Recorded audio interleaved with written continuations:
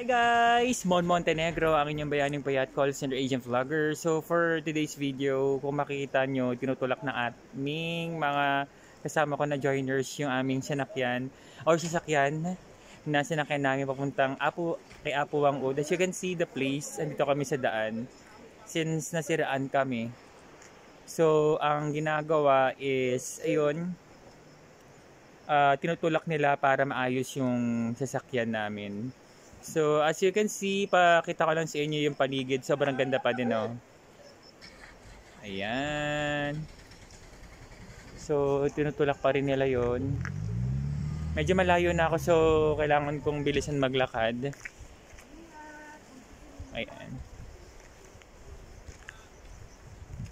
Ayan. So, place. Ang yung place, guys, ayan. As you can see, pakita natin. Ganda, oh.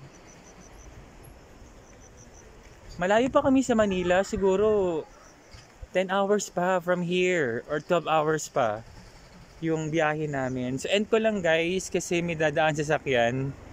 Yan, so nasa gilid na rin ako kasi nandito ako sa gitna kanina sa lalakad. So end ko na, bye bye!